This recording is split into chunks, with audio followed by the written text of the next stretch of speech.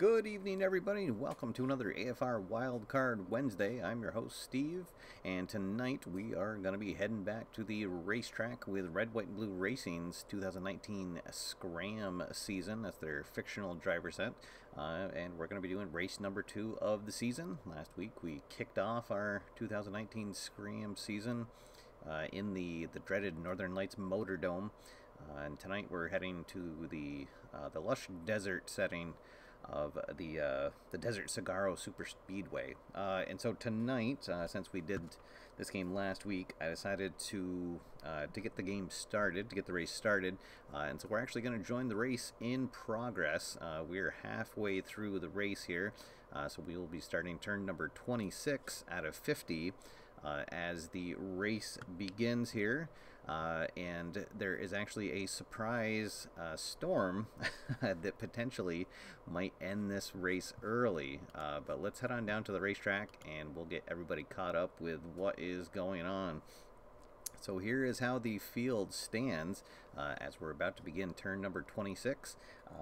We have had, let's see, 1, 2, 3, 4, 5, 6, 7, 8, 9. We've had 10 different lead changes so far, and Trevor Trostel is our current leader. This is his second time that he has been in the lead spot. Jordy Pettis took the pole position and held that for the first 3 turns, but he now finds himself in 39th spot. He got caught up in a trouble earlier in the race, but did manage to get back on the track. The only driver that has been knocked out of the race so far is in the number 88, Billy Brett, and that happened because of his problem rating. Rolled doubles on the dice, and that's one of the rules, or one of the house rules that I use, is that instead of doing the problem in the group that you're in, if there's any driver that has those caution symbols on it, they're the first ones that have to do the problem rating. So he got caught up in that. And then I was very happy that Dick Exham, he's making his season debut here. He's sharing the driving duties this year. He's actually the secondary driver for the number 3 team.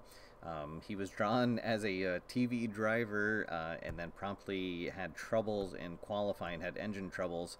And so was put on the bubble stack, but he did manage to make it in. He was very briefly up in the number 13th spot, but then has fallen back to the end of the group.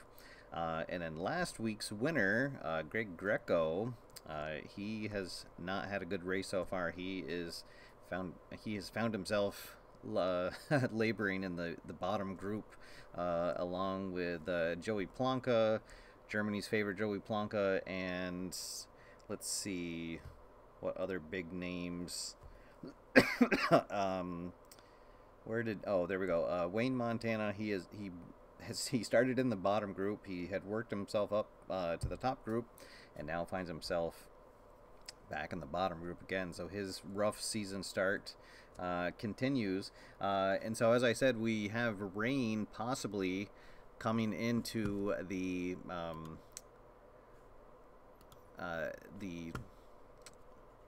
desert here tonight, and at turn number 35 we will begin rolling for possible weather stopping the race. And just a sec, I just was told that the audio is still low. Just a sec. Let's see. Oh, sorry guys, I just had to reboot, or had to do an update to the program that I'm using, and it reset all my default settings. So just a second. Alright, that should be a little bit better. Let me know if the audio sounds good at that point. Alright, so here we go. We will start turn number 26 out of potentially 50, but we might get rained out. A desert storm brewing on the horizon. So here we go, turn number 26, and we're going to check in the bottom group, and we're going to be checking for skill. All right, thanks Bob for the heads up on that. Okay, so here we go. Vic Holder is going to go first. Let's see, he will not move up. Kurt Bryson, he will definitely move up. 4 odd. He's going to take over Lucas Vanover's spot in 15th place. Let's see, Jordy Pettis, our pole position winner, with a chance to move up, and he is going to move up as well. He's going to move up to 11th place. Now last week's winner, Greco. Oh, he is going to move up as well, so a lot of movement here. All right, here we go. Joey Plonka, can he move up? He will not. Kevin Pettis will not move up. Chuck DeFaro will not move up. Disco Stew. Oh, Disco Stew gonna stay right there. Here's Matt Bush. Uh-oh. Denny Baker. He's gonna move up. He'll take Robbie Petrovsky's spot in 14th place. Oh, Dick Exham will not get to make a check. He only has the control and star qualities. Alright, here comes Wayne Montana. A chance to move up. He has the starred skill quality, so he'll get to make 2 checks. And he's gonna, well, let's see, yeah, he'll move up, take Kerry Caciola's spot in 13th, and now he'll get a chance to move into the top group. And I think he's going to. 1, 2, 3, yes, there we go. So all the way from 25th place into 5th place is New Orleans' own Wayne Montana. Corey Wallace up next. He'll stay right there. Chris Wynn in the number 15 car. He's going to move up. He'll take over Ray Bob Walker's spot. And that'll be it. All right, turn number 26 is finished. And now we're going to head into the pit turn at turn number 27. Oh, and we've got doubles. Let's see. Oh, so it's actually the number 5 in both the bottom and the top group are going to get flagged for pit violations.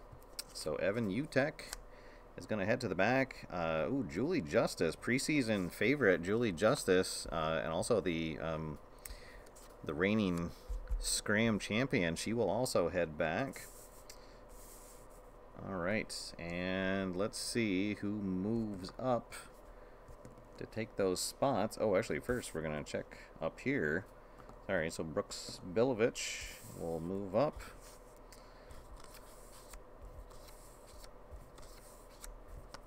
Okay, now we got 3 spots to fill here. So let's check Carl. He'll move up. Lonnie Lane. Hey, Lonnie Lane will move up. And then Ray Bob will fill that final spot. Okay, so everyone else slides down. And now we're going to have a fast pit check. And it's going to be with drivers in the middle and top group. So a chance for a lot of chips to get on the table. Or on the mat, as the case may be.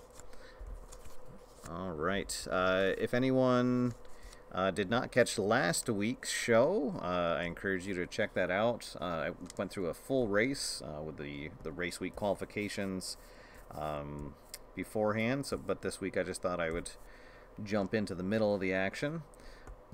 All right, so here we go. Fast pits. Oh, let me get my handful of chips. We'll probably have quite a few. So Ray Bob will make his check. Lonnie Lane will not. Greg Carl will not. There's one for Greco. Chris Wynn. Lots of chips coming out. Ooh, Baker just makes it. Link Revere will not. Gary Pine, no. Jordy Pettis, he could really use one, no. Jeff Daly Jr. will not. Jason Leonard, a chance to get 2. Oh, and he just misses it. Brooks Bilovich will get a second chip. Mahler. Wayne Montana gets one. MacD. Oh, is everyone in the top group going to get one? It looks like it. Marlon McCary. He will not. And then finally, Trevor Trostel gets a very important one. All right, so now we'll slide everyone up. Who has a performance chip? And then we'll see if anyone in the top group is going to get the jump on Trevor Trostel out of pit row. And it's going to be Justin Mahler who gets the chance. So let's see, anything but a 6. So he makes it, and let's see, do they keep their chips? No, they're going to both spend their chips. So there we go. We've got a new race leader in the number 11 Ford, Justin Mahler. He will take over on turn number 27. And more importantly, as rain clouds threaten, we'll see if he can maybe pull off a surprise win here. All right, we're going to get a duel, the number 4 car in the top group, and that's Wayne Montana. And he's going to decide to not do it because everyone in front of him has a performance chip. So nothing happening on turn number 28. Another duel. Let's see, the number 5 car is in the middle group. So Greg Carl, so he'll duel Jeff Daly Jr. And oh, he does not make it. He needs to make an escape roll. He makes it. Now Gary Pine, he will outduel Jeff Daly. He'll get a performance chip, and now Daly has to make an escape check, and he's fine. Okay. Turn number 30 coming at us. We're going to go in the top group, and we're looking for TV drivers, and guess what? None of the featured TV drivers are in the top group. So there's turn number 30. Turn number 31. It's going to be another duel. Let's see. And the number 6 cars in the middle group. So they will challenge the drivers in the 14th and 15th position. So Link Revere first. He's going to make it. He'll move up, get his performance chip. And let's see if Bryson can make an escape roll. He does. Now Lonnie Lane. Does he want to? I don't think he's going to. His escape is only 6. And his gas pedal rating is only 2. So he's a driver that is going to be happy if he could just finish in the top 20. So he's going to not duel. He has the smart quality, so I'm going to say that he uses his racing smarts to hold off on that duel opportunity. Wow, and another duel. Getting a lot of 6s on my rolls here. Let's see, this is going to be the 5 cars again in the middle group. So they're running out of room to duel. But Greg Carl can get a chip if he can take over Pettis. Oh, and he does not. And he makes his escape roll. Now Jeff Daly, he'll move up 1 spot. Get a chip. Lots of chips on the table. And now Pettis needs to make his escape roll, and he does. And there's turn number 32. Alright, we're going back to the bottom group and looking for drivers with the heat quality. Alright, so let's see. A few drivers will get a chance to move out of the bottom group. Starting with Austin Bigler. Let's see, I believe he will move up. Or no, actually he's not. Because everyone has a chip. So 4 odd. So Jeff Daly will spend his chip. Let's see, heat. Parnell Drake, he makes his check, and he'll take over Lonnie Lane. Well, so much for Lonnie Lane playing it safe. Now Noah Fralix will not make his gas pedal check. Randy Kendrick, 3 even. So Ray Bob Walker will spend his chip to defend. Monica Merrick, 3 odd. She would make it, but Pine will spend his chip. Here comes Kevin Pettis, younger brother of Jordy Pettis. And he actually has starred heat quality, so he'll get to do this twice. So first 3 even. Oh, and how about that? Ray Bob Walker does not have the heat quality or any brake pedal ratings. So that is going to succeed with a blue die of 1. So he'll move up, and now a chance to move into the top group. Oh, but he fails the gas pedal check. So, but still, has himself up into 12th place. Chuck DeFaro, he will not move up. Neil Wallach, let's see, 2 odd. He's going to fail that because Greco has 2 brake pedal ratings and the heat quality. So he will defend, and that'll do it. All right, rain clouds gathering as we head into turn number 34. We're going to be checking in the middle group for stars. Alright, so Jordy Pettis, our pole position winner, he will not move up. Jeff Daly will not move up. Gary Pine, he will not move up. Here comes Kevin Pettis. Gas pedal check is good. 2, 1, 2. Oh, it would be enough, but Clark Snook is going to spend his chip to defend. And Denny Baker,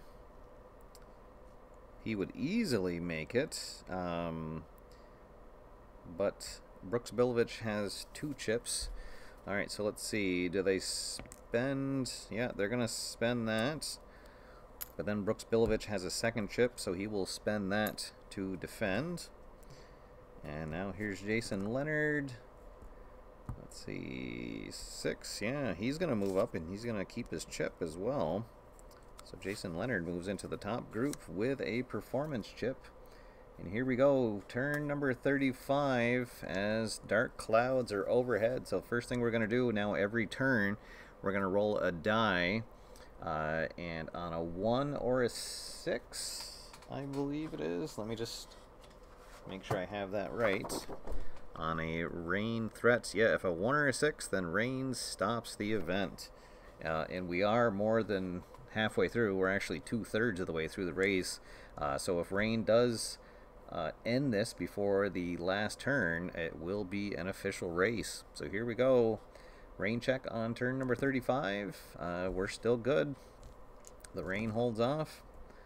We're going to go back to the bottom group, and this time we're checking the reflex. Alright, so here we go. Julie Justice. She really needs to move up. Let's see, 2 odd.